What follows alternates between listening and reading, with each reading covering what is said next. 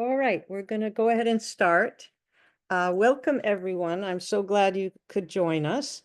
My name is Joanna Scharf. I'm the chair of the Cornish Energy Committee, and this is the educational forum organized by the Cornish Energy Committee entitled Battery Backup Systems, All You Need to Know About Energy Storage. Um, I realize that title has a lot of hubris in it. We probably won't be telling you every single thing you could possibly need to know about batteries this evening, but we have an excellent panel of speakers here tonight, and we're going to cover a lot of ground. I'm going to introduce our speakers in a moment. I first need to make the following statement. It's the policy of the Cornish Energy Committee that we do not endorse any particular contractor or product brand. This event is for educational purposes only. We want to encourage homeowners to install green energy products, not just because it helps our planet, but also because it's a wise financial investment, especially when you can take advantage of the 30% federal tax credits, which are disappearing at the end of this year. If you're thinking about getting batteries installed or any other green energy product, you will need to do your own due diligence in hiring an installer. It is a good idea to get at least 2 different estimates for a project. And if you don't need a home battery system, but just want to learn about them, you're also in the right place. I hope you will find the information presented here as fascinating as I do. We have 4 panelists today. 3 are with installer companies, and the 4th is a representative from Eversource. I'll introduce them in the order they will be speaking. First, we'll hear from Eric Kilens. He is the sales manager at Granite State Solar, and they are a FranklinWH, Tesla, and Enphase certified company. He will start us off with solar and battery basics and move on to discuss the particular brands that Granite State Solar installs. Then Chris Sparadeo will speak.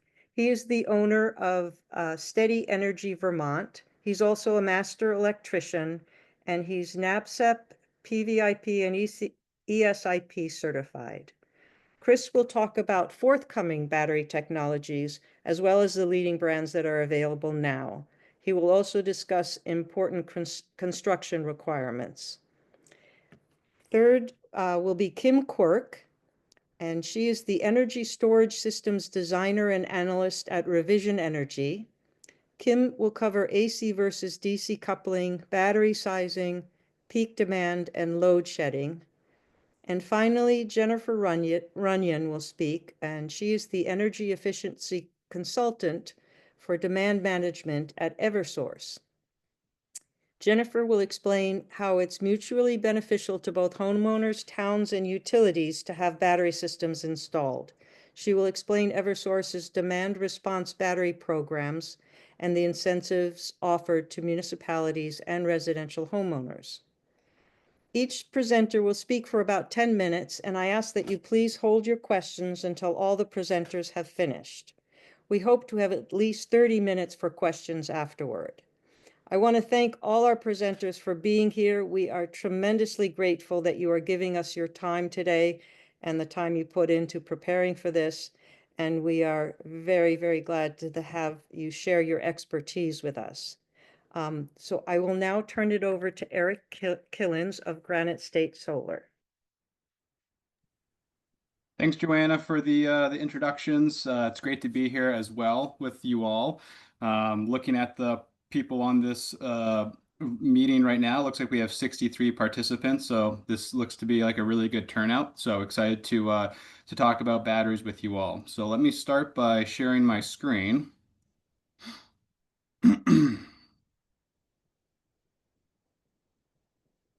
And Joanna, can you just confirm that you can see that?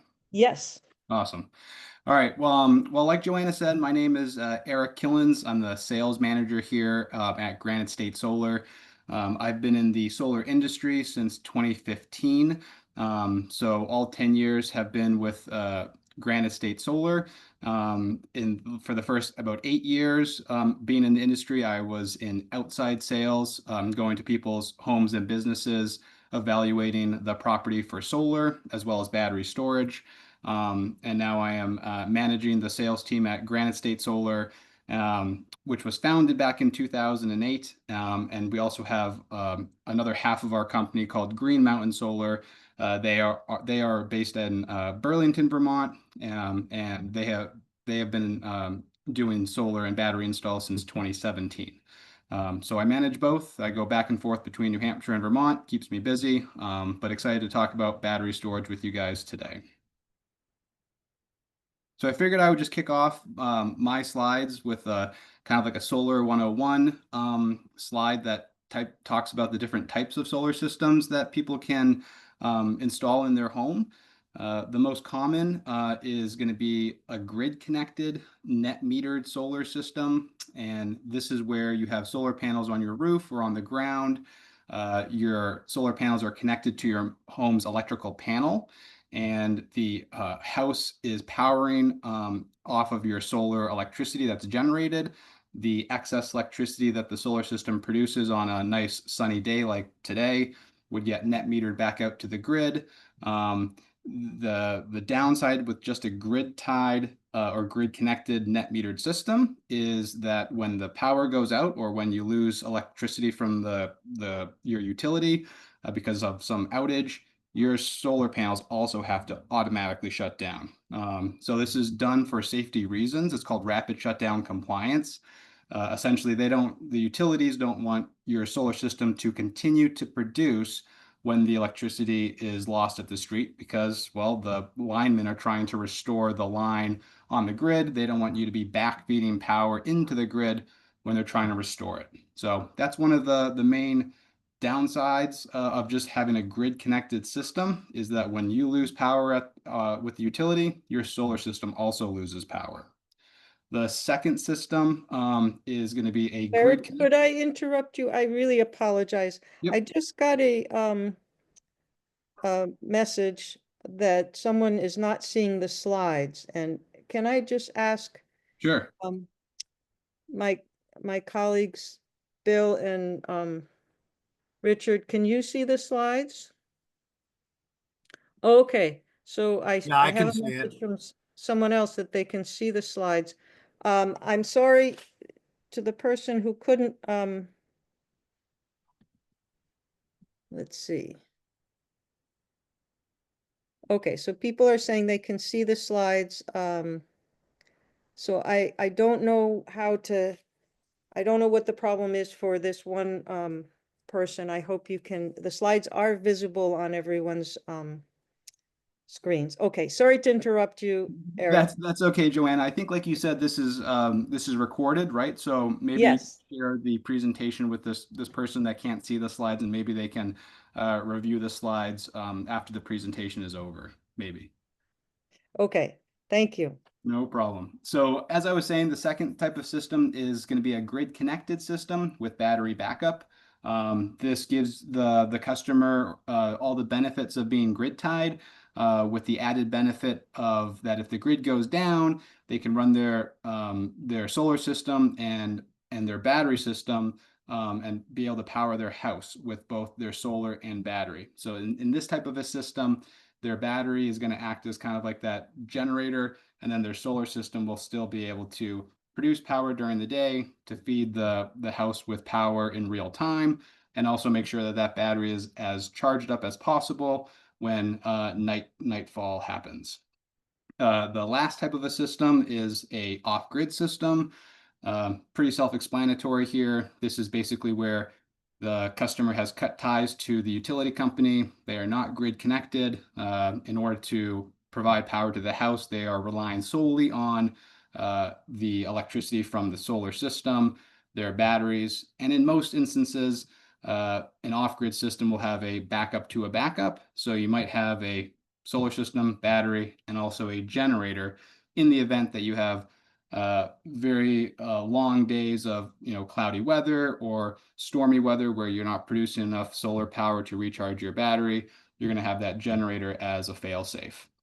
Something that I would like to point out is that Granite State Solar and Green Mountain Solar, we primarily only deal with systems 1 and 2. We don't really do much off-grid for Vermont and New Hampshire. So this slide just talks about basic net metering. Figured it would be a good slide to go over with you all in case some people on this Zoom meeting don't have solar yet. Net metering is essentially where you are producing your own electricity from your solar panels. The electricity that the solar produces wants to first power your house. Any excess electricity that the solar system produces that your house doesn't use gets net metered back out to the utility company. That is where the utility company will keep track of how much electricity you have purchased from the grid, how much electricity you've sold to the grid, and then once every month, they're going to look at how much electricity you purchased, how much electricity you've sold, and then bill you accordingly. Right now in New Hampshire, we're under what's called NEM 2.0. So that is where when you sell an excess of kilowatt hours back to the grid, your utility, per the Public Utility Commission or the Department of Energy now, they are going to compensate you for that excess at 100% of the supply rate, 100% of the transmission rate, and then 25% of the distribution charge. So if we're trying to size a solar system to cover someone's annual electric bill, which is the goal, because a customer doesn't get paid at the full retail rate for their excess power that they send back to the grid, we generally oversize the solar system by about 120 to 125% over what their annual usage is. And that's to account for that net metering difference, where you're selling your excess power back to the utility company at a slightly lower rate than the rate in which you have to buy power back from them. So delving into the battery basics, I think there are two metrics that I should really talk about to you guys. Those two metrics are kilowatt hours and kilowatts. Kilowatt hours, that's a unit of energy, and that's the amount of energy a battery can store and is measured in kilowatt hours. I would like to think about kilowatt hours as kind of the how large of a glass you have, how much water is in that glass, and how much water can fit in that glass, versus the metric of kilowatts is a unit of power, and that's a measure of how much power the battery can deliver to the house at a moment's time. So I like to think about kilowatts as, if we're still thinking about a glass filled with water, and you think about a straw, how wide of a diameter is that straw, and how much water could get sucked out of that glass in a moment's time. Batteries have come a long ways, and most batteries now, like the ones that we sell, Franklin Whole Home, Tesla Powerwall 3, Enphase, their new 4th generation battery. A lot of these homes have power outputs ranging from 7 kW to all the way up to 11.5 kW. So a lot of these batteries are designed to be whole home backup, along with their storage capacities in kilowatt hours. These batteries can range from 10 kilowatt hours all the way up to 15 kilowatt hours. Which again, if you can think about just trying to get through a nighttime of usage, being able to then get through the night with being on battery backup, the next day the sun comes out and can recharge your battery, you can really have an endless supply of electricity with solar and battery. In terms of chemistry and safety, the industry standard nowadays is lithium iron phosphate. It has a really high energy density, very safe, and it's a very has a long lifespan. I would say most battery systems are warranted for between 10 and 15 years. And all these batteries have to go through really stringent testing to make sure that they're going to be safe in your house. They all have to be UL 9540 approved. And I would say that all these energy storage systems like Franklin, Tesla Powerwall 3, Enphase, various other battery manufacturers are extremely safe. They have to go through a lot of testing and meet a lot of requirements to be able to be put in someone's house or basement. Another metric that we should look at is locked rotor amps. Locked rotor amps is the maximum current a motor draws to start up. Again, a lot of these batteries have a really high LRA.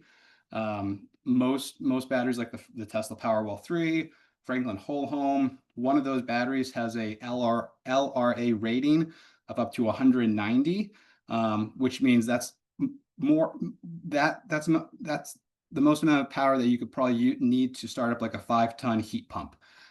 So again, these batteries are designed nowadays to back up someone's whole house, not really do partial backup. So integrating solar and batteries, there are typically 3 main battery modes that you can set these batteries in. One being self-consumption. Self-consumption is when you're grid connected and you want to use that battery on a daily basis. The reason that you would want to do this is, like I said earlier, when you're net metering, you're selling your excess power back to the utility company at a discounted rate, right? Well, if you want to see a greater value of the electricity that your solar is producing, you could get a battery and you could put that battery in self-consumption mode. So what you do there is when nightfall happens, like it's happening right now, your solar is no longer producing. Instead of first drawing power from the grid, you would actually start drawing power from your battery. And then that would allow you to, in theory, get through the nighttime with your battery system. The next day, the sun comes out, the solar starts producing, powering your house, and also recharging your battery. So it helps to be a lot more grid, not as much grid reliance, and it helps with the net metering between the utility and how much you have to pay for electricity from them. In terms of the other modes, you have time-based control. This is where if some utilities have time of use rates where they charge a really high amount for a kilowatt hours during peak times, and then they have a really discounted rate during times when not many people are using the grid, you can utilize your battery such that you would discharge the stored energy to the house during times of peak demand. So you're not having to purchase power from the grid. And then you would recharge your battery system from the grid when electricity rates are really low. Not really a thing right now in New Hampshire. I think Unitil and Liberty might have time of use rates, but we might be getting there in the future. And then, of course, the other mode is backup only. This is where your battery is basically sitting idle every day. It's going to be sitting there 100% charged, ready to go, and start discharging electricity to the grid, or to the house, I should say, when there's an outage. The other big component of a battery system is called the microgrid interconnect device. This is essentially your automatic transfer switch for your battery, and this effectively manages the flow of electricity from the various sources. This is essentially what disconnects the system, your solar system and your battery system, from the grid during an outage, and allows you to create a microgrid and still continue to produce solar power and have that battery discharge electricity into your house. So this diagram is taken from 2 Tesla examples. They are showing whole home and also partial home backup. Like I said earlier, though, guys, these batteries are engineered and designed to really be whole home backup. They have really high power output. They have good energy storage capacity. I would really say that probably 99% of the systems that we install are all whole home backup. And you can see here, you have the grid on the left, your meter, and then after your meter comes your gateway 3. Your gateway 3 is that microgrid interconnect device. That is what is your transfer switch. And you can see when the grid goes down, I put a red line between the gateway 3 and the meter. The gateway 3 will disconnect itself from the grid, and then that's what's going to allow your solar to continue to produce to power your battery, also feed loads, feed the loads that are in your main panel. The bottom version of this is a partial home backup. You'll know here the big difference is that what you have to do with a partial home backup is you have to take the loads that you don't want to back up and put them into a non-essential loads backup panel. In doing so, you're actually kind of creating more work with this setup because you have to take circuits out of a panel, put them in a separate panel, and then those breakers that are in that panel are now no longer going to be backed up during an outage. I feel that a whole home backup is the better solution. That gives you the flexibility when the power's out to turn on your basement light, could turn on your upstairs bathroom light, and it gives you more flexibility to use the things that you think you might need during an outage. So the three main batteries that GSS installs, like I've mentioned already, Tesla Powerwall 3, Franklin Whole Home, and the Enphase 10C.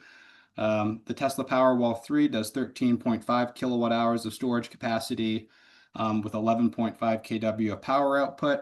Has a really, really high LRA rating at 185. Again, that's more than enough to probably start like a 5-ton heat pump system. It has a 10-year warranty on it. One unique feature with the Powerwall 3 that I like to add is that it can be DC or AC coupled. And I think one of the other presenters tonight will be talking more about the DC versus AC coupling, so I won't get into that. The Franklin Whole Home has 15 kilowatt hours of storage capacity, 10 kW of power output with a similar LRA rating of 185, has a 15-year warranty. Some of the additional unique features about the Franklin Whole Home is it has generator integration. That's really neat in the sense that you can incorporate any generator, that being a portable or a standby generator, into the Franklin Whole Home battery. As long as the generator is 120 or 240 volt rated, you can incorporate that generator into your battery system to give you more resiliency. You also have smart circuit integration where you can select certain circuits within your battery and be able to manually turn on or off those circuits, or you could set it so that those circuits that are on the smart circuits could say get disabled if your battery were to fall below 50% capacity. Also, one thing to mention is the Franklin Whole Home has vehicle to load charging, which is really neat.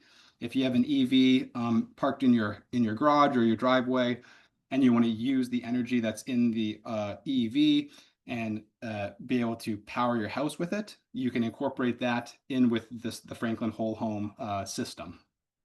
Last, the Enphase 10C, that gives you 10 kilowatt hours of capacity, 7 kW of power output, a smaller LRA rating of 90, but it has still a 15-year warranty.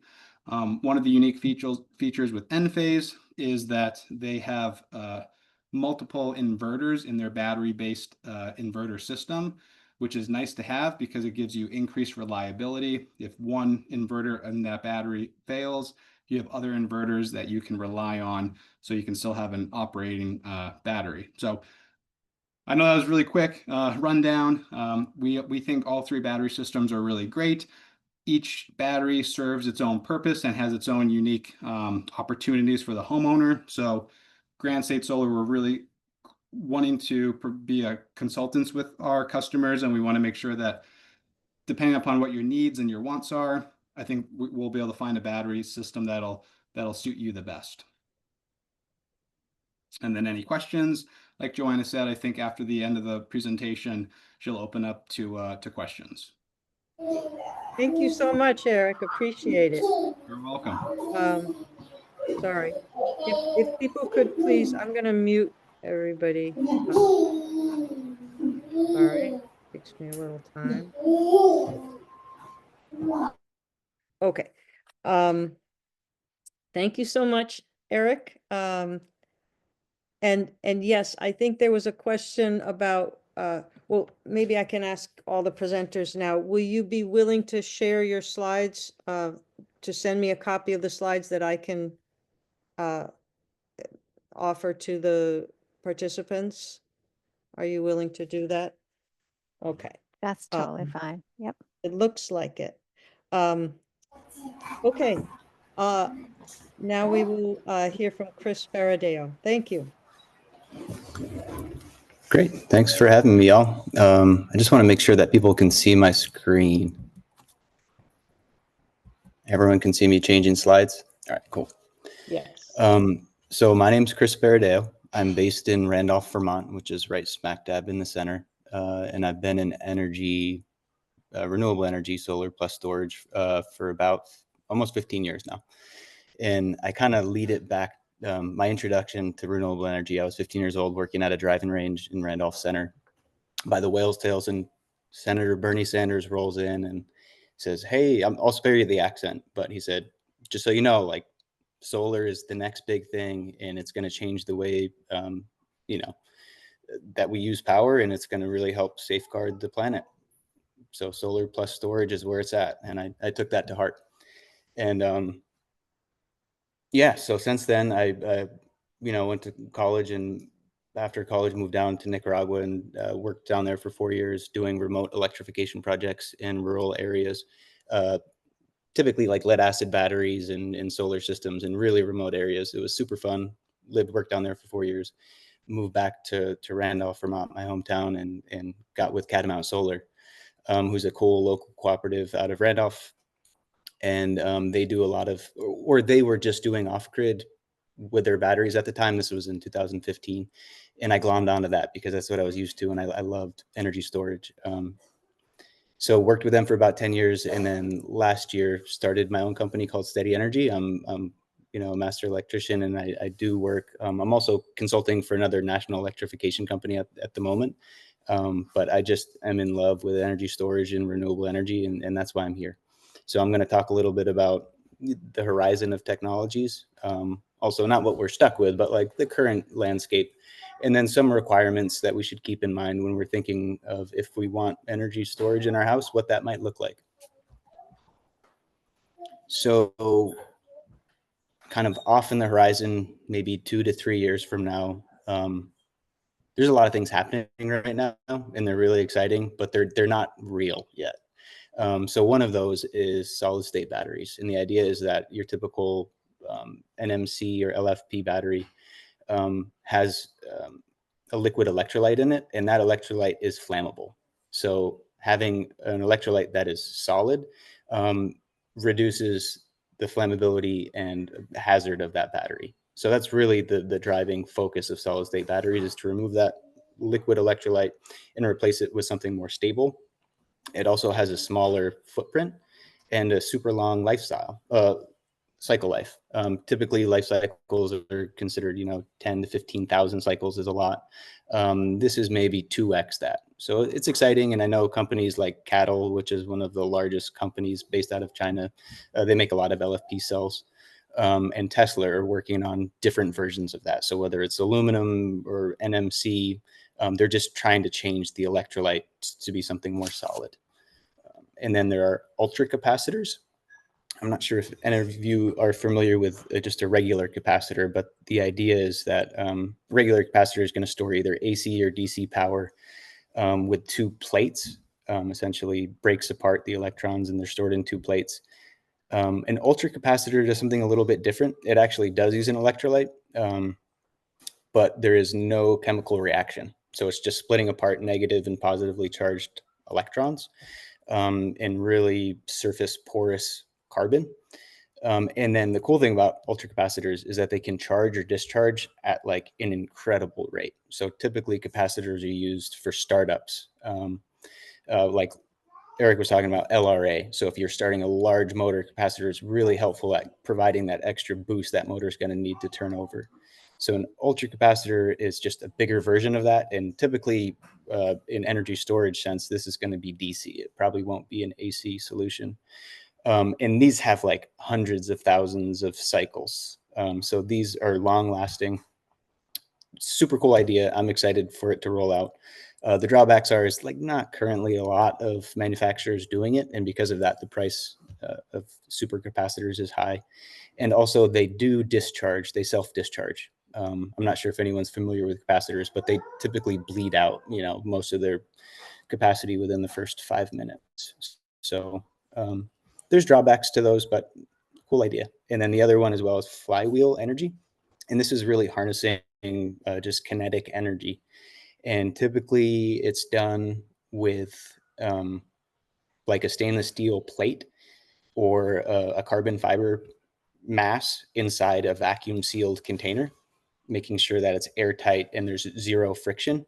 And it's manipulating magnets and motors to either charge or discharge a spinning object. So it's sort of like regenerative braking, where you can recharge your battery when you're going down the hill and pressing on the brakes, just in a stationary form, and your car's not going down the road. This wheel's just spinning at an amazing clip. Currently, like, super expensive, not expected to really hit the market for the next couple of years. But again, they have an awesome life cycle. They're super safe, and it's a cool idea. And there's no, like, other precious metals in this thing. It's pretty much carbon, steel, and some magnets.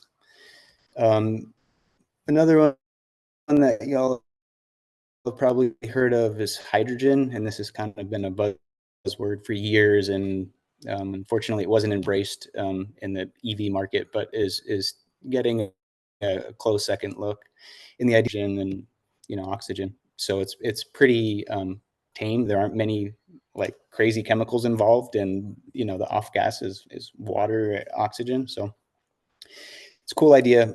Super high energy density. You can have 150 kilowatt hours in a tiny canister. If you had an LFP battery, it'd be a room full of batteries to equal that amount of capacity. Currently, they're just really expensive, and the infrastructure is not there. I think the idea in the future is to have generation and transportation sites almost like propane, where it's picked up, distributed. I'm rooting for it. I like all of these. I think they're great ideas, but not quite there yet. So this is the quite there yet section, and I think Eric spoke well to it. Tesla, Enphase, Franklin, Solark are all great options, and I think anybody just at a glance, a household name means something, and for the most part, it's because it's a time-tested, product that's worked, and more importantly, has like the qualifications and listings needed, and we'll talk a little bit more about those. But they're all options, and they work really well, and most of them are LFP. So lithium is kind of the umbrella term, but there's many different subcategories of lithium. The most common are LFP, or lithium iron phosphate, LiFePO, sometimes people call it, and NMC, nickel manganese cobalt. And NMC got kind of a bad name initially because the cobalt is mined in the Congo, and the practices there aren't so ethical. The other reason is that NMC is slightly more susceptible to something called thermal runaway. So if a battery cell is heated up to a certain point, it potentially could catch fire and propagate fire among other cells. NMC has a lower temperature for thermal runaway than LFP does, but they are both susceptible to thermal runaway, and that's just the honest truth. So because of that, there are certain, and we'll talk more about this, codes and regulations making sure that products are listed and installed in a safe way. And I think on the record too, like, these are great options. These are the best options we currently have. So the real important standard with energy storage is UL 9540, and that's the listing. That's the certification. If you look at a battery and you see any other listing besides 9540, that's a huge red flag. There are tons of online, portable, whatever batteries that aren't listed, and they're going to be cheaper. But it's very important that it's UL 9540 listed. And actually, in order to get that listing, you need to pass the 9540A test. But the A test doesn't actually signify that you are a listed battery. So if you see a battery online, you're like, well, 9540, right? What's the A at the end mean? That's fine. That's another red flag. If they don't have the 9540, a 9540A battery just means that they did the test. Doesn't mean they passed. It just means that they did the test. So specifically, that test is trying to get these cells to catch on fire and seeing what happens, if they propagate, if they're maintained. And it's a rigorous test. And all of the products on the market that have passed this test have shown that, like, it's a solid product that is going to be safer than an unlisted one. And I think, just to spell this out in terms, like, Tesla currently has, I think, almost 800,000 installs with their Powerwall 2, and Powerwall 3. currently in the world. Of those, 0 have gone into thermal runaway. One event where one caught fire, it wasn't related to the battery. There was a house fire and the battery did go into thermal runaway, but that wasn't related to the battery itself. So that's an amazing track record. And I think it just shows that the certifications are important and pay off.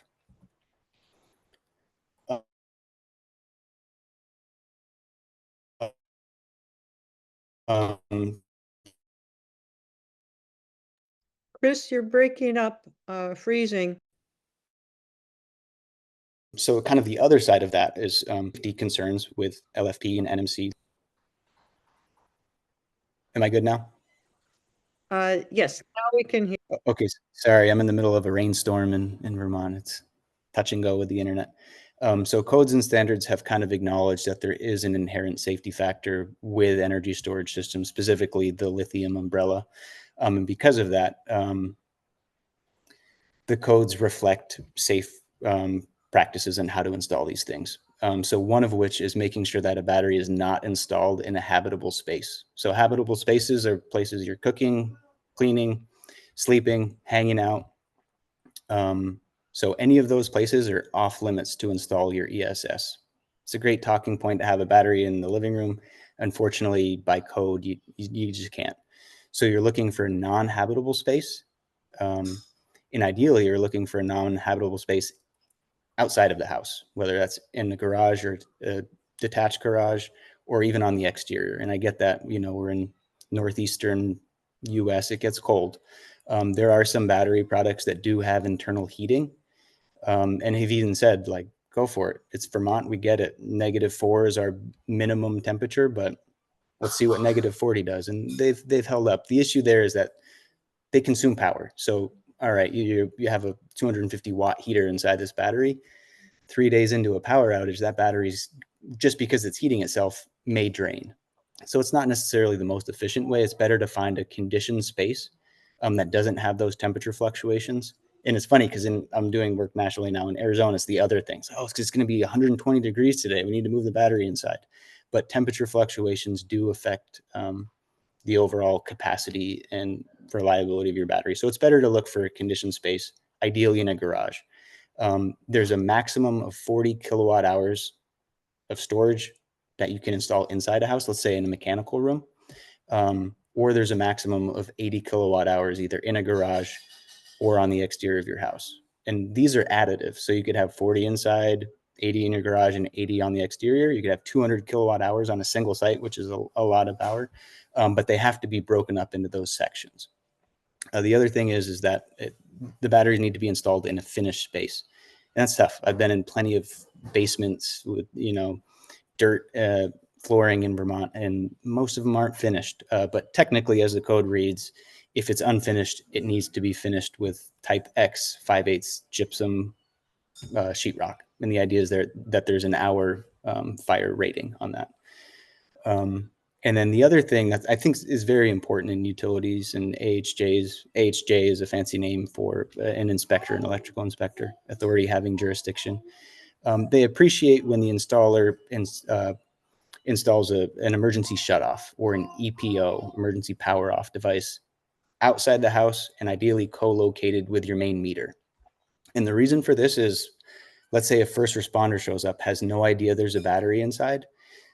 They're probably going to go pull the meter, pop the fuse at the transformer before they swing an axe and try to vent the house. If there is an ESS on site, they still may have power, and the first responder put themselves in a pretty dicey situation.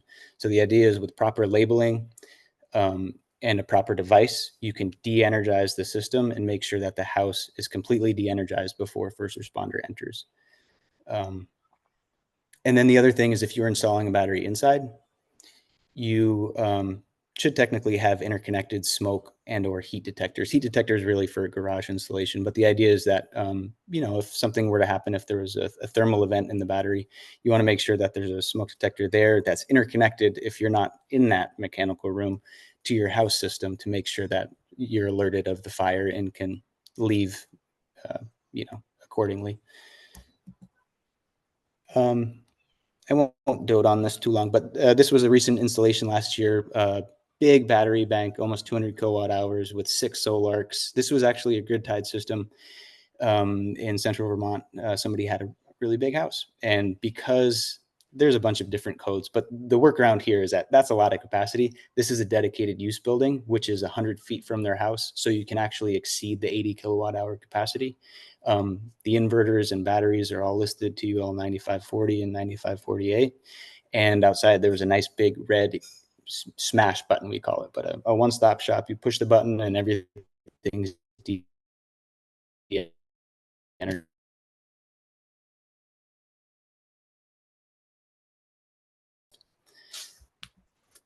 ESS installations are things like room or too close to a window or a door. So technically you need to be 3 feet away from any door or window on the house. And the reason there is both egress. If there is a fire and somebody's running out the door, they don't want to be running into the fireball, or ventilation, because there is some off-gassing that potentially could happen in a thermal event that could seep back into the house. And then there's other safety oversights like forgetting an EPO or placard or not installing heat or smoke detection. And I think, from a performance standpoint, it's like making sure your battery is in that conditioned space and is happy. So I think the roadmap for the next few years, at least, and I'm going to say this, and then next week something will come out and it's going to screw all of this up. But I think in the near term, like inspectors and utilities are understanding more and more about ESS and are starting to require more. So I remember 5 years ago, people didn't know what an EPO was, and a lot of manufacturers didn't actually even have that capability. But now they're, savvy on codes and seeing more and more installations and saying, oh, having an emergency shutoff is a great idea. And actually it's necessary. So, they're getting up to speed, which is good. There is some pushback and strange interpretations of the code that sometimes your installer is going to have to go to, fight for you. But so I think people are coming up to speed, and that's a good thing. And in the midterm, I think probably in the next 2 to 5-ish years, we're going to see different types of batteries. So whether that be solid state, ultracapacitors, flywheel, hydrogen, not sure what it's going to be yet. We could all place our bets. I think solid state's probably the next one coming out down the pipe. But we're going to see some improved safety profiles, which I'm all for. And then I think we're going to speak to this as well tonight, but the utilities are realizing there's a demand for power during peak times, and having the ability to discharge people's residential energy systems is really helpful. So we don't have to go start that huge peaker generator that's built in the 1980s and is just, has plumes of coal. It's better to draw clean energy from these residential systems to offset that peak. So we're seeing it in Vermont, New Hampshire, Massachusetts as well. A lot of cool utility programs that are supporting people getting ESS installed, whether it be incentives or lease programs. So that's going to be more and more the norm. Our energy demand is not decreasing in the US. We have a bunch of IT centers that have AI robots going 24/7, and there's a huge electrical demand for that. So I think renewable energy is going to be our way out of this. And unfortunately, current administration doesn't see it that way, but it's not going to kill our industry that the ITC is going away. Batteries, energy storage, renewable energy is here to stay. Cool. I'll pass this over. Thank you so much, Chris. We'll turn it over to Kim now. Great, thank you. Let me share my screen. Okay, is that working? Great. Yes. So yes, I'm Kim Quirk and I work for Revision Energy. I've been in the business about 15 years. I started my own company, Energy Emporium, in 2009. My background is I've got a master's degree in electrical engineering, and I have a PVIP NABCEP certification as well since I think 2014. So when I started my business, I was doing mostly residential solar and solar hot water. And over time and with incentives, various changes in incentives, it became much more solar PV. And then as more time went on, adding batteries and adding various ways to electrify everything in your home. So going back to a comment that Chris made, I think early on, that, or maybe it was Eric, but anyway, about one battery being able to supply a whole house. It's true until you add your EV and a number of heat pumps and maybe a few other things. So it's something that we do think about quite a bit. So let me jump into it. These are the batteries that I've had some experience with. So the Powerwall 3, the Enphase, the Franklin, Solar Edge hasn't been mentioned before, but Solar Edge is very popular solar PV grid-tied system that added batteries in their home hub section. And Solarc and Generac. And what I put in here was whether they could be AC or DC coupled, and I'll just talk briefly about what that means. Powerwall 3 can be either, and Solarc and Generac can be either. Enphase is all an AC coupled system. Franklin right now has only is an AC coupled battery. It doesn't have a solar side yet. I assume that they will soon. The basic idea is that, let's say you have solar panels. Let's say you put solar panels on your home 10 years ago. Your inverter was a grid tie inverter, which means that when your solar panels are what I would call native DC or direct current. And that means when the sun shines, those solar panels let loose those electrons and they go in one direction, and it's a direct current. Our houses over here, the grid and the meter, and this represents the AC panels in our house with all our circuit breakers in it. That is AC, alternating current, often represented by the sine wave. Alternating current, 220 volts and 60 hertz. So we need something that converts a direct current to the alternating current, and it's a converter, but we call it an inverter. That's the general term that people use. And as was described with a grid tie inverter, it's also sometimes known as a grid following inverter. It does not create the grid. The grid is created, the waveform, that 60 hertz and 220 volts, is created by the grid and brought into our house. And this inverter follows that grid. If that grid goes down, this inverter goes down. Okay, so that's been described already, but I just wanted to make that point. So now when we talk about you've had the solar panel up and running and working, and then you want to add battery backup. And in that case, your battery, which is also natively a DC current, direct current, has to be converted to AC and connected to your house, coupled on the AC side, which means it's going to be coupled in this AC load panel. This inverter, though, does have special features, and sometimes called a multi-mode inverter or a grid forming inverter. This inverter knows if the grid goes down, it can create the grid for this local panel. It can disconnect from the grid and create a local grid. And then this solar array can join and provide energy when the grid is down to help charge batteries and help feed all of the loads in your electrical panel.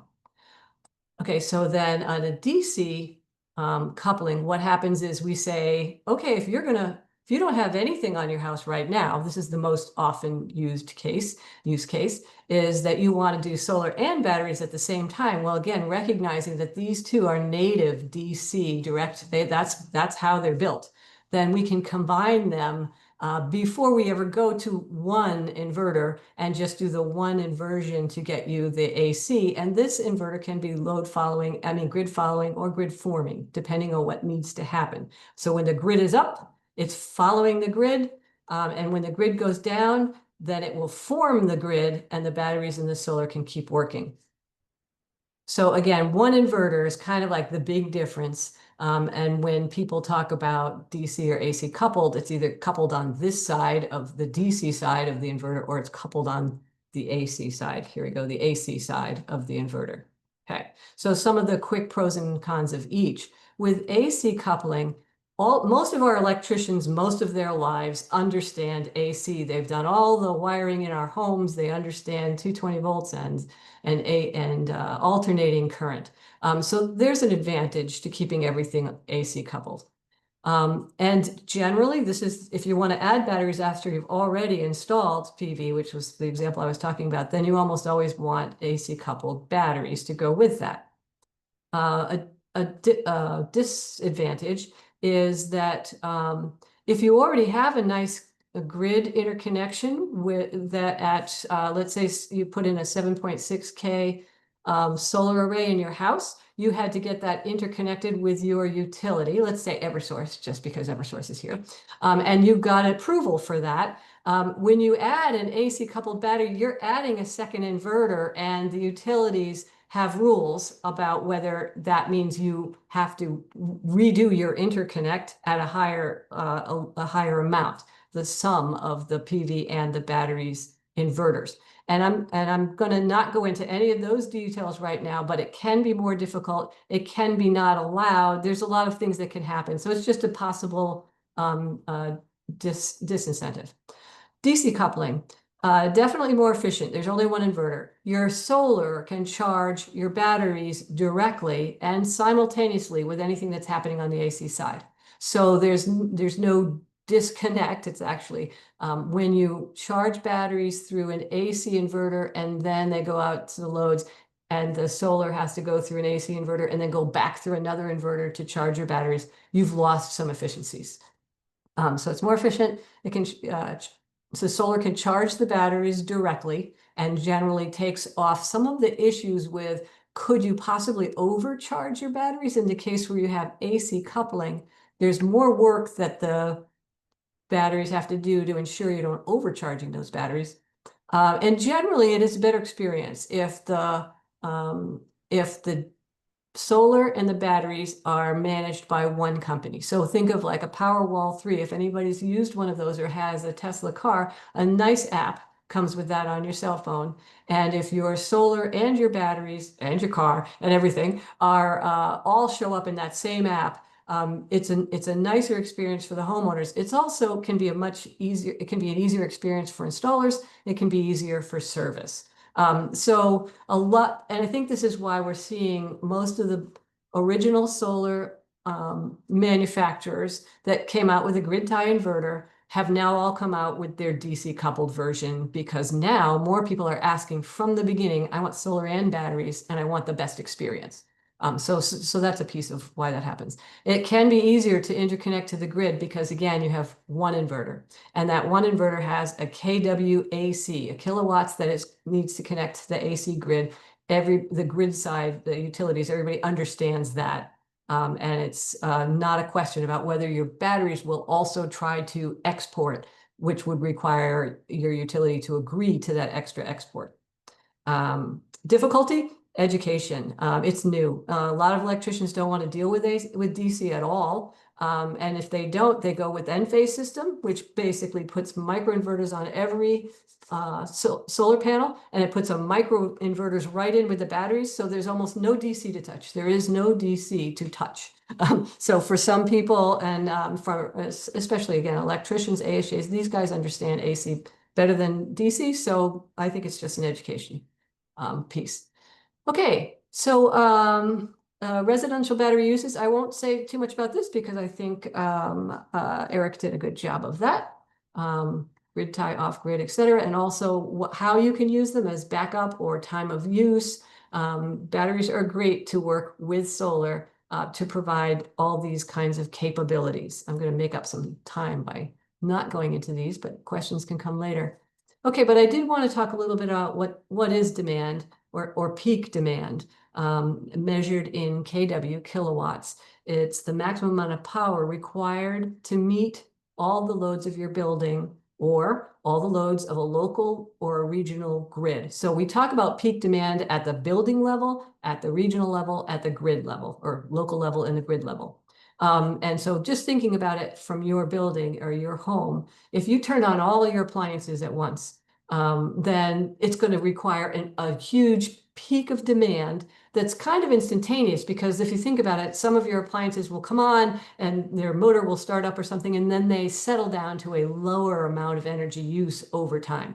So there's usually that peak can be seconds or minutes after you've turned things on, and then things settle down. But that's how I think of the peak.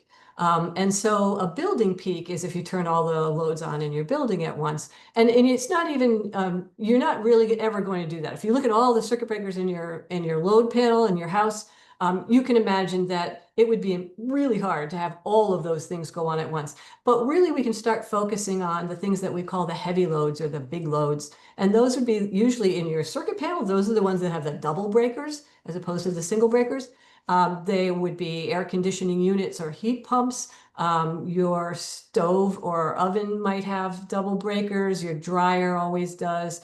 Almost always, I guess, if it's an electric dryer. And again, as we electrify more things, EV chargers and hot water heaters and anything that heats or cools or or charges a big battery like your car and then at the local peak. Now think of Eversource as this utility has to be able to address all of the people in their all of their customers when all of their customers have a peak. And now this, if you think about that, many different houses and some businesses, that peak is usually more due to like a heat wave where everybody's got their air conditioning on and it's business hours, it's weekdays, so it's a different time for that peak compared to what might be happening in your own building. Your own building peak might be when you all get home from work and school and people turn on the cooking and things like that. But the local peak is what the utility has to worry about. And then at the regional level, ISO New England, who manages the grid for quite a few of our New England states, has to ensure that the peak energy needs are met for all of the utilities in this region. So all different levels. So how do we size batteries? And I just one of the things we do size batteries is think about what the demand might be at this building, at your home. And often I do that by looking again at the circuit breakers in your electrical panel and seeing if you've started electrifying everything and you've got a lot of double breakers in there. And we can translate that into typical usage, and then we have to think about what happens if when the grid goes down and your battery system has to back things up. If it's a hot summer day and your air conditioning unit and your heat pumps or whatever were on, then when the grid goes down, that's a huge amount of energy that has to come out of the battery. So again, that's the demand piece and the KW that we try to analyze for the battery system. And then the second piece is how long will the battery last during an outage? And this would also be during an outage when there's not enough sun to be recharging it. And that depends much more on the people, how they are using the equipment, especially the heavy use equipment. Hopefully they would turn off their dryer and maybe not charge their EV if they're trying to extend the life of their battery.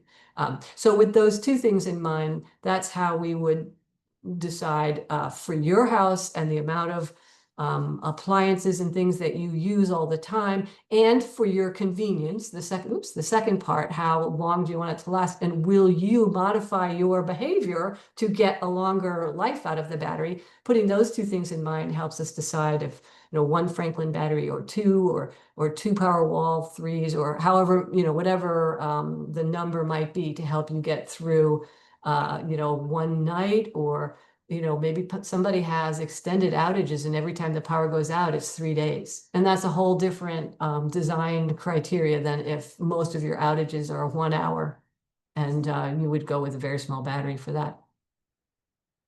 Another thing, so then again, maybe a little bit unlike Eric, I do a lot of work on thinking about shedding loads. What are good, easy, and smart ways to help people who do have a lot of appliances or who have electrified a lot of things in their home to not have to manually decide all the time, well, I won't have the dryer turn on during an outage or something like that. But one way is to define some heavy loads, put them in their own panel, and that panel is just not powered during an outage. So the homeowner would decide, oh, yeah, I don't need these things during an outage. And so we just won't even try. And that will extend your battery's life and make the battery kilowatt demands a lower one too. So you don't necessarily have to have as many batteries. There are a lot of options for smart circuit breakers or a whole smart electrical panel. Not inexpensive, but if you need to replace your 200 amp electrical panel in your house, you can get a smart panel where you would have control, probably with an app on your smartphone, to turn devices and appliances off during an outage to help you save your battery life or extend your battery life. So that's kind of fun to see all the things that are coming in this area. And then there's also smart load shedding devices that are actually telling you how much power everything's using, and even giving you ideas about, why don't you turn this off? Or you set it to automatically shed things as your battery gets lower and lower. So lots of smarts going into this. SolarEdge has home devices that monitor things all the way down to a plug. You can plug appliances in to this device that plugs into the wall, and it will manage those things, as well as managing like a heavy loads panel and just completely turning that off. Franklin comes with smart circuit breakers, a couple of them. So just a couple of your big loads can be on an app that you can easily see. Generac has a smart load shedding panel and smart load shedding device. So they all do. Basically, they all do. Or if actually the one that's missing most here is Powerwall. So Tesla's perspective is very much you're backing up the whole house. If you need 2 power walls or 3 power walls, do that. Don't be talking about shedding. It's a simpler, I like it, it's simpler, but at the same time, some people really do have the interests or the need to think about shedding, and some people don't.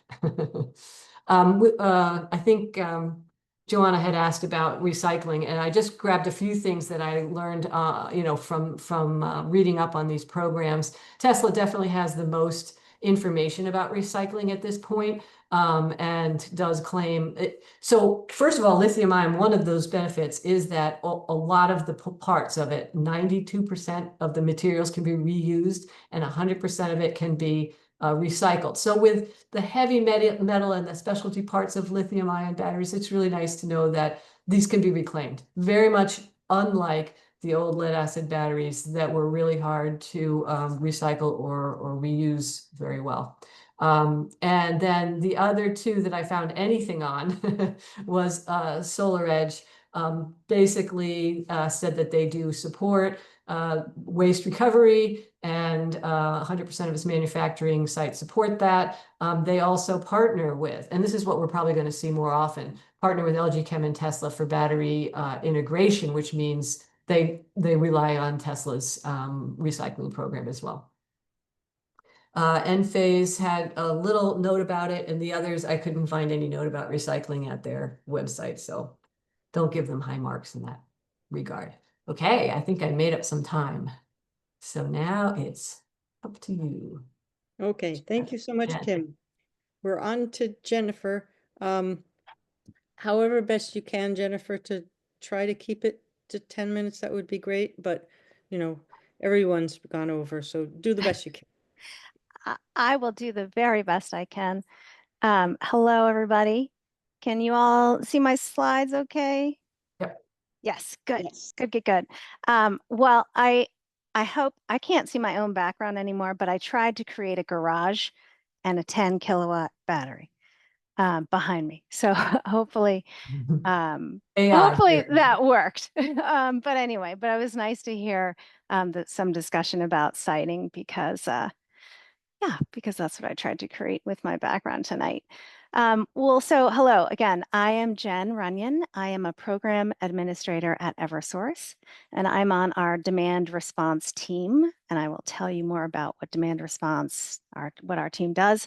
And my main focus is batteries. So I joined Eversource about 2 years ago. And before that, for over 15 years, I was a journalist covering the energy transition. I first looked at the global energy generation transition. So I was looking at big giant solar arrays and offshore wind farms in Europe, and covering all of that good stuff. Then our company got bought, and I transitioned to covering the electric grid and electric utilities in particular.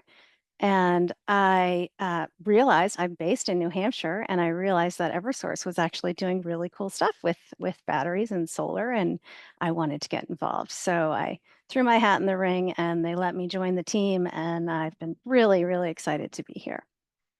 And I'm also very excited here to tell you about our battery programs. And I really hope that everyone on this webinar at least gets a quote or two, hopefully more than one, on a battery, just to see what it might be able to do for you. Okay, so let's start with the New Hampshire Clean Energy Fund. So in New Hampshire, at Eversource, our battery programs are funded by this New Hampshire Clean Energy Fund.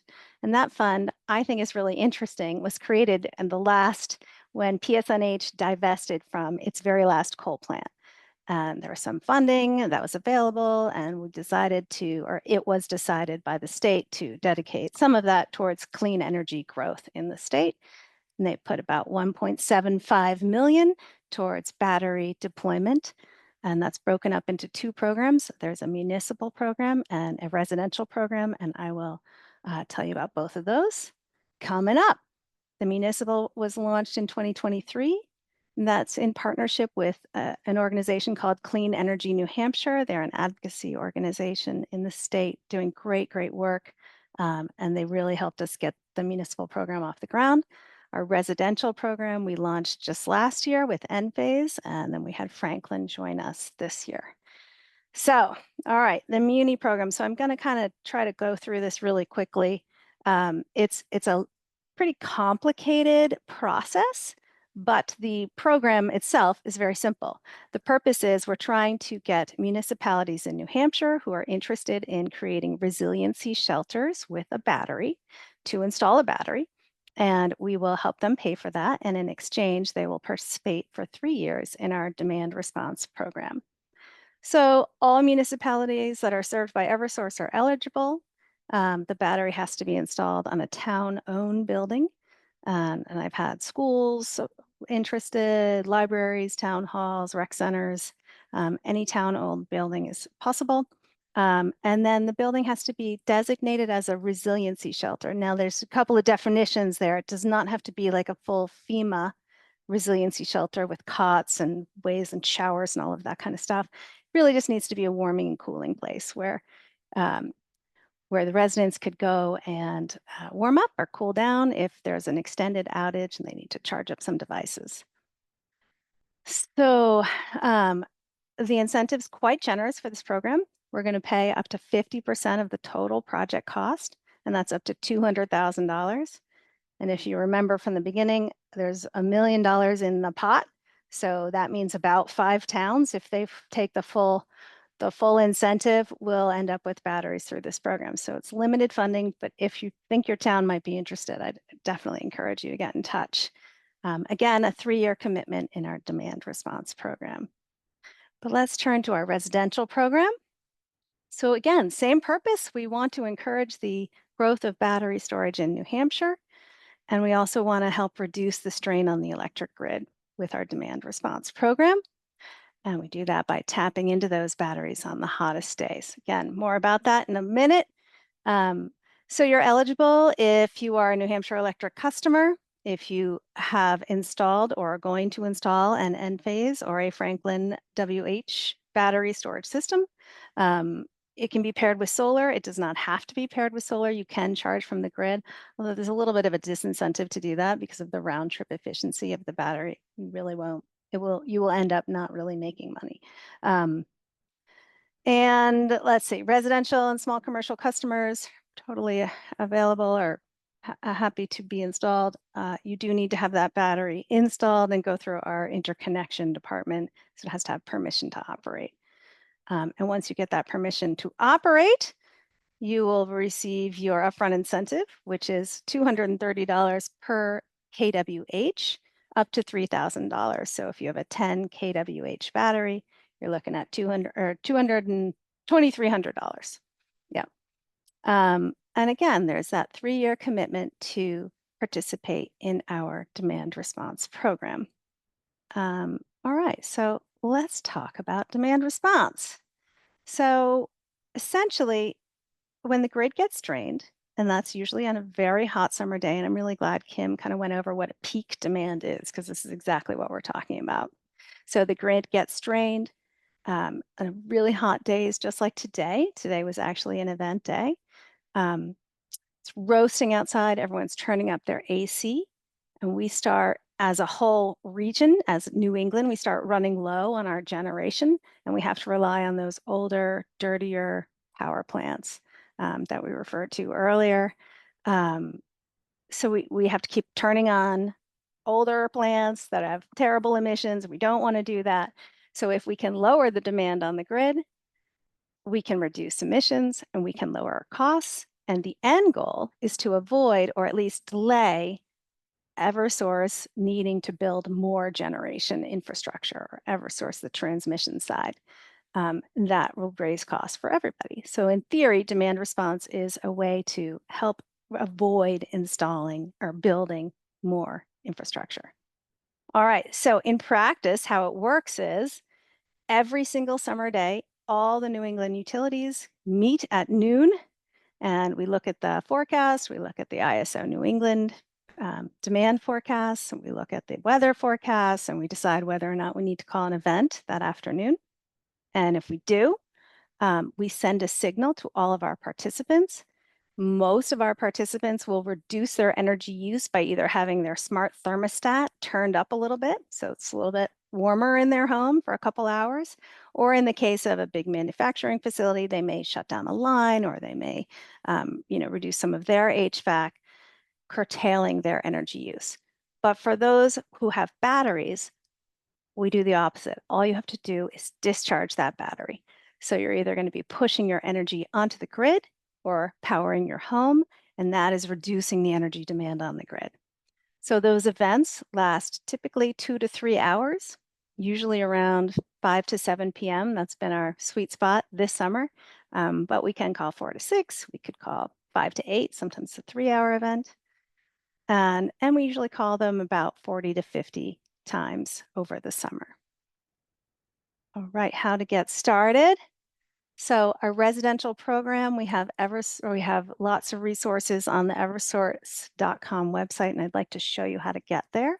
But I'm going to start by, well, we'll come back to the slide. So there's a lot here, and it's hard to navigate. So I'm going to show you.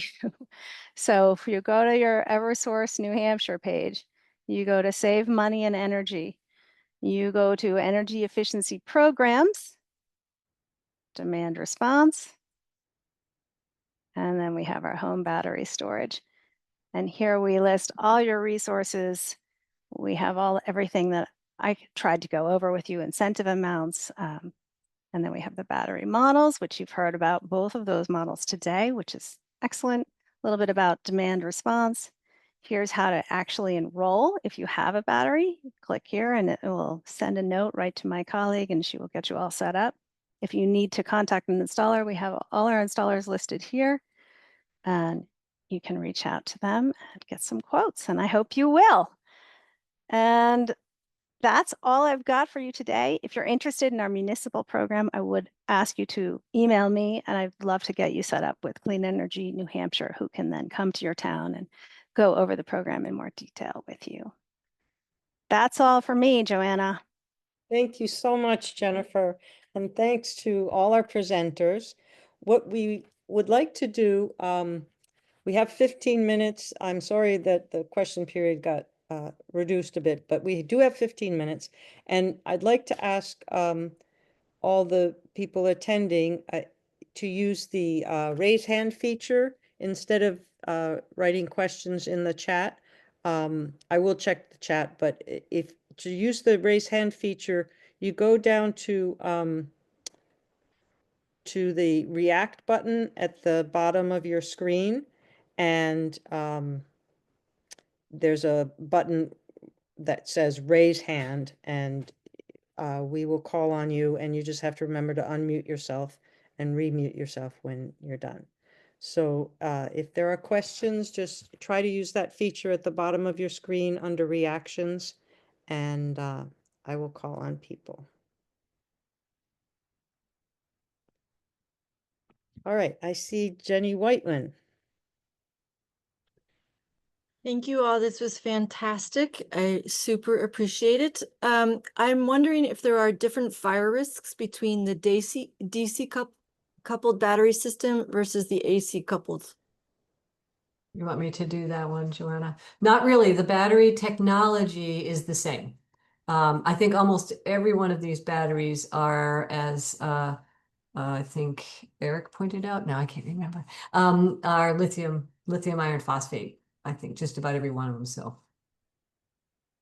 And is there a way to insulate an outdoor space so that it's not heated, but it's also not in your wooden house? Yes, it's great to install batteries in a somewhat conditioned space to get the best use out of them, the best longevity in terms of how much energy they have. When it gets too cold, they may not charge as well, and you lose some of the energy. So yes, and actually, you can install them. I'll see if somebody else wants to answer this question, but we do help build people's spaces to help do the equivalent of like a detached building. Okay. There You, were, Chris? Yeah, I was thinking Chris might be doing that as well. there I think was a, both are fine approaches. Yeah, just making sure that the battery's in a somewhat climatized space is very helpful. If you do have a detached structure, that's probably a great place for it. If not, then a garage or mechanical room that's aptly suited would be another option. okay. Um, Joe Palatucci had his hand up earlier and then it disappeared, and now it's again. So go ahead, Joe. I'm sorry, I'm trying to word it. My iPhone dies when I charge it at 50% very quickly, and it doesn't recycle quick enough. What wears down these batteries? I heard somebody, maybe Eric, say that the life of a battery is 15,000 cycles. I'm not quite sure what that means, given if you use it when there's peak power or when there is the power goes off in an area. Thank you. Happy to answer that, Joe. I mean, what wears down the battery is going to be time, right? The more cycles that you have on that battery, a cycle is going from 0% to 100%, and then 100% down to 0. That is a cycle. So the more cycles that you have on that battery, the shorter the lifespan that you're going to have on that battery, in theory, right? So if you are going to be using your battery only in battery backup mode, where you don't use that battery on a daily basis, and that battery just sits more idle, you could have the potential of extending the life of your battery versus someone that might be using that in self-consumption mode, and you're using that battery on a daily basis, and you're cycling that battery more and more. You might have a shorter lifespan. Think about it similar to like the battery in your phone. You'll notice that the longer you have your phone, the more you're going to have to plug your phone in, because you're having to notice that you have to charge that phone and get that charged to 100%. So I would say the more you use your battery, the shorter the lifespan. And one follow-up. So my iPhone tells me how efficient my battery is over time. And the more I do that cycle, if I recharge it at night, because it's down to 20%, my efficiency of battery capacity goes down. Is that similar to these batteries?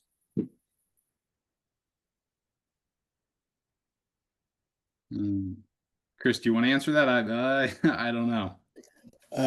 Yeah, I think what you're getting at is that just over time, the chemistry inside the battery degrades, and some of that has to do with temperature. Some of that has to do with charging. Sometimes too much charge or too little charge, batteries can be fickle and degrade because of that. And I think similar to your phone, many battery manufacturers have warranties that mimic that degradation over time. So many batteries say after the warranty's up, you will still have 80% capacity. They'll give you a verification of end life capacity there. Okay. Thank you. Lindsay Kleekan. Hi, thank you. Just a quick question about the safety requirements that you had mentioned about, 80 kilowatt hours max capacity when it's not in the house, 40 in the house, finishing, all that stuff. Is that we had looked into solar batteries several years ago, and I'm wondering if these safety requirements are now sort of uniform across like Twin State towns, because I was told by a solar installer that I could not install batteries in my basement in Hanover, New Hampshire. And I don't know if I was getting incorrect information or if the standards have changed as batteries have improved over the past few years, or if you have any information about that, that'd be terrific. Thanks. Yeah, I think we do install batteries in Hanover, New Hampshire, but it may be that your particular basement or utility room doesn't have smoke detectors or heat detectors, or doesn't have the gypsum board, the 1 hour fire rating. And so it might not be a no, it might be a can we make this space meet the code and meet Hanover specific requirements, because every town can put their own requirements on that battery room, unfortunately. I would say that's a great answer, Kim, and I would follow up just to say that we install many battery systems in basements, and if the basement is unfinished, okay, then we ask the homeowner. So we say you have to make a 5x5 finished closet, basically, with, like you just said, Type X 5/8 gypsum sheetrock, a fireproof rated door, a light, a smoke detector, and the battery gets housed in this I guess closet, if you will, and then that's what's going to meet the code. And we always say, make sure to follow up with your AHJ, because they're the ones that are going to have the final say on whether that's going to be approved or not. So we give kind of recommendations on what we believe is going to be correct, but also working with your local AHJ is going to be the best. Yeah, basements are kind of a weird gray zone, and NFPA 855, Chapter 15, which specifically talks about the locations and requirements. It says basements upon AHJ approval. That's the only location. So basements are a gray zone, whereas a garage or exterior, there's no questions asked. It's allowed. Yeah, AHJs haven't been upset about any detached building or garage installation, but they do get a little worried about basements. Just to tell people, AHJ is the Oh, yeah. authority having jurisdiction, like an inspector in your town. And guys, I would say, like, let's get creative. We say garages, but you have a detached shed. Yeah. We have done installs with batteries in sheds. We have done installs on batteries that maybe the shed internally is used for, well, storage. You can put that battery outside, like we mentioned. The Powerwall 3 has a heating element. The Franklin Whole Home has a heating element. These battery designers, they understand that there are code requirements of where these batteries can go, and they're trying to work with these code requirements to get as many batteries installed as possible. We've even but we've installed batteries on pedestal mounts. You see, oftentimes utilities have a meter on a pedestal that has pressure treated 4x4s or 6x6 coming out of the ground with horizontal, 1x6s and mounting the meter on there. You can mount the battery on a pedestal if you wanted to. There's really a lot of options that you can go with the battery. If you don't want it inside your house for safety reasons, we totally get that. We can look at outside areas to mount this battery to. I would just chime in as well and say that the other potential loophole option is like bidirectional EV charging. If you don't have a great location in your house, you have a battery on wheels. You can pull up, plug in. Tesla, Franklin, all the good OEMs in the battery space are now providing bidirectional options. So that if you're really in a pinch, that's something you could look into. Okay. Thank you, guys. That's very reassuring that there are options available to me. Thank you so much. All right, Tom Poyer.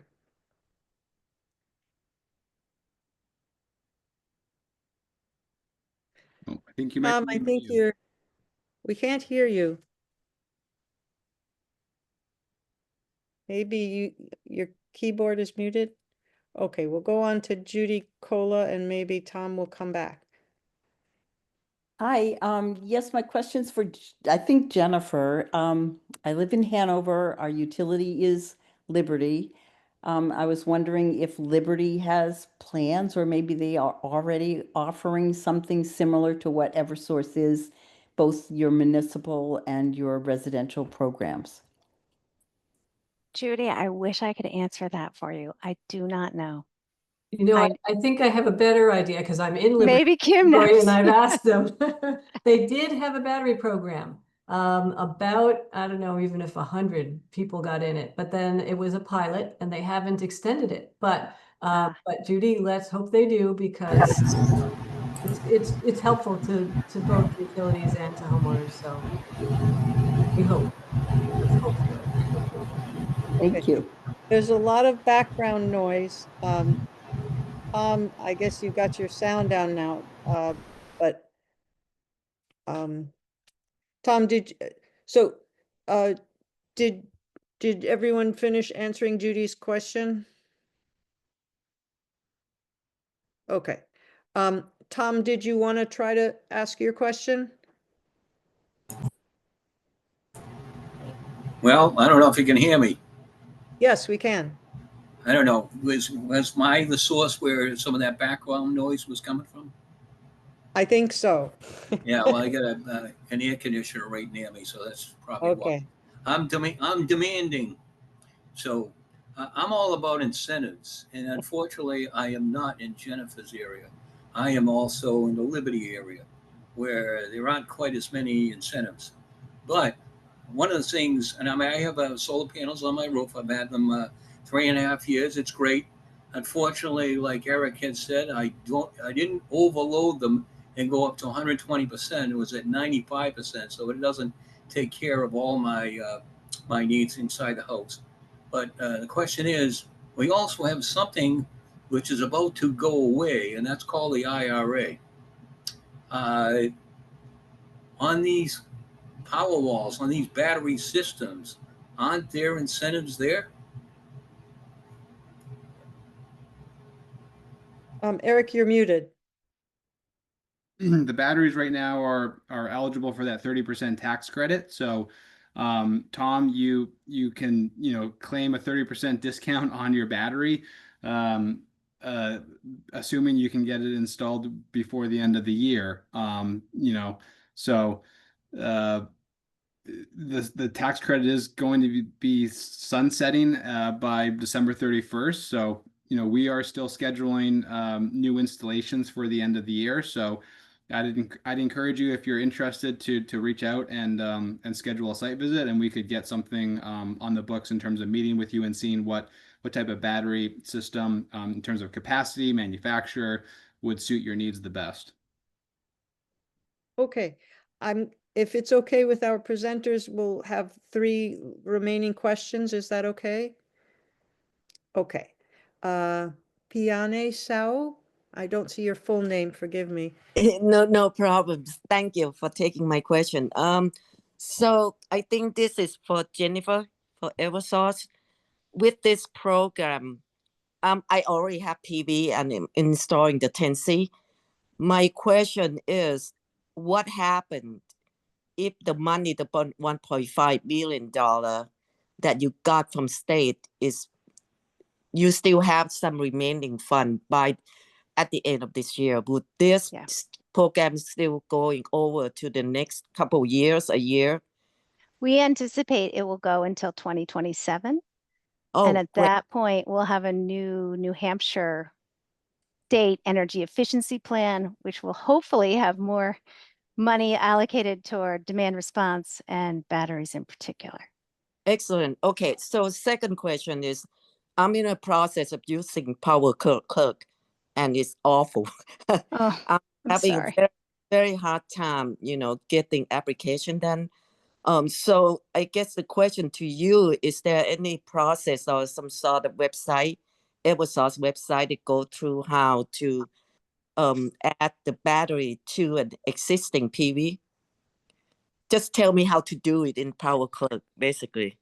Yeah, Piana, I feel like that there are 3 people on this call that probably have more experience with the Eversource Power Quirk system, actually putting things into it, than I do.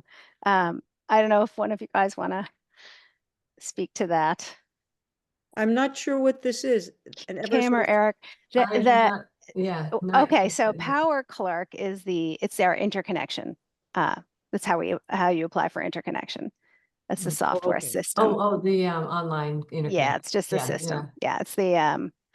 So you're trying to do this yourself, Fiona? You don't have an installer? Because usually installers do it. Like we have Right. people. So I'm part of organization called Hooray, HAREI. Oh, Right. okay. You probably know who that. Yeah, Yeah. yeah. Right. So you have to do it yourself. Hmm. It's sort of semi. I mean, I have mastered, and I don't trust myself in terms of practically, The questions connecting. are not easy, right, to Yeah. understand for the interconnect with batteries, whether it's Eversource or Liberty, the utilities. I think those forms are pretty hard, but you might be able to borrow a resource to help you with that for a one-time, usage, if that's what you're looking for. No. Yeah, that would be great. But I think my question is very particular. I'm familiar with Eversource because when I put in my PV, I did it myself through this organization. So I know the terminology. I think the problem here is the software itself. You guys have no problem with the software at all? I'm curious. When you add on when you add on PV a battery to existing PV, you still no problems with that? Well, first, keep in mind, all you need to do is submit the battery because the PV's already been interconnected. So now you're just doing a battery interconnection. Right. Okay. So I thought it asked me if I already have the system on. I think this is very particular, and that's why I was asking you if there's any particular resource inside Eversource that could help. I don't use up the time here, basically. No, I appreciate that. And yeah, I think that do you want to, why don't you send me an email? How about that? And we'll get it straightened out. What email address? I guess I didn't see that. Yeah. It was. When I provide the slide, maybe you could put your email in the chat. I will absolutely do if you're that. okay with that. But yeah, that would be great. Yeah, also thank you. when I send out the slides to all the participants, I think contact info is on there. If it's okay for people to contact all the presenters. Okay. All right. Reinmar.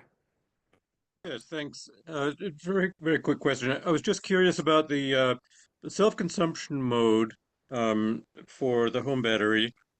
Sounded like it was a risky proposition because you might use a lot of the battery overnight, and then if the sun doesn't rise because there's a storm, and then the grid goes down right then, you're kind of out of luck. So I'm just wondering how.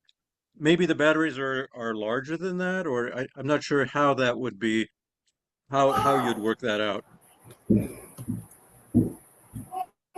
Yeah, maybe I can speak to this really quickly. A lot of software is built into both Tesla, Franklin, and a few other OEMs where they will monitor on national weather forecasting and say, hey, there's a weather event coming.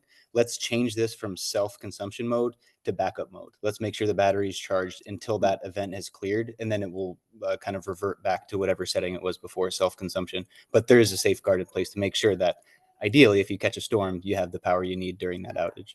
Yeah, and another thing I would say is all these manufacturers also let you set a minimum state of charge of the battery. So you could say only deplete my battery to 50%, but always leave 50% for that outage. So you don't know when it's coming, but you never use the whole battery. So that's, I think all the manufacturers have that kind of a setting that the user can play with.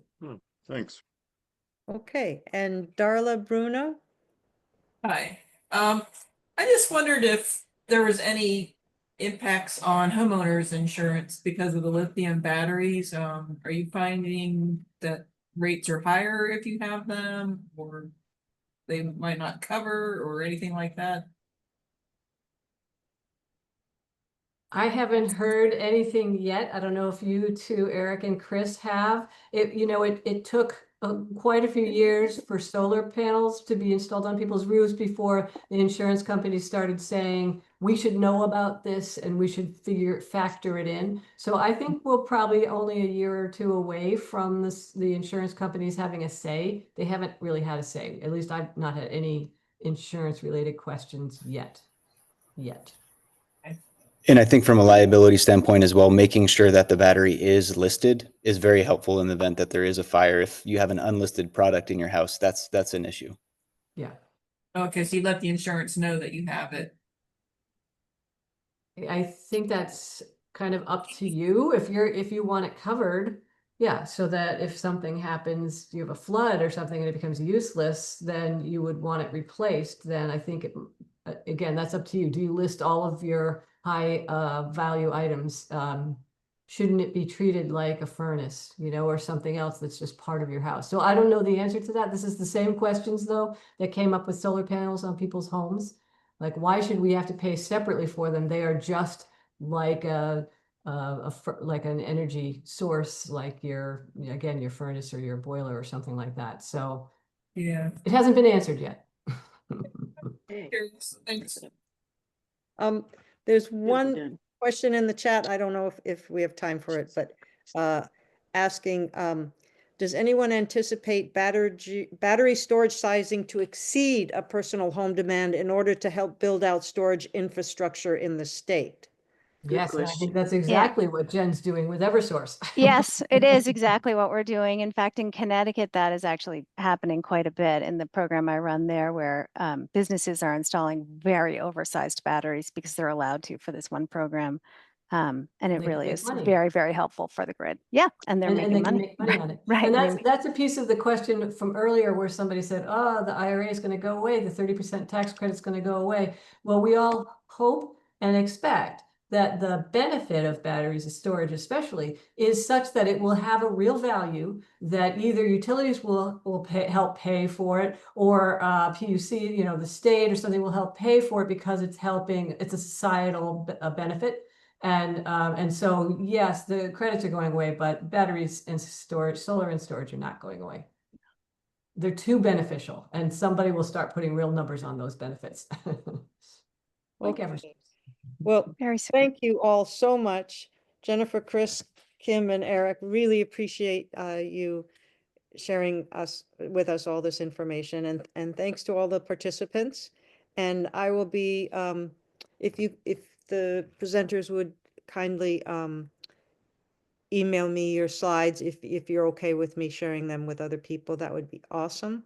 And so everybody have a good night. Thank you so much. Thank you, Joanna, for putting it Thank you, together. guys. Thank you. Bye now. Have a great night. Bye-bye.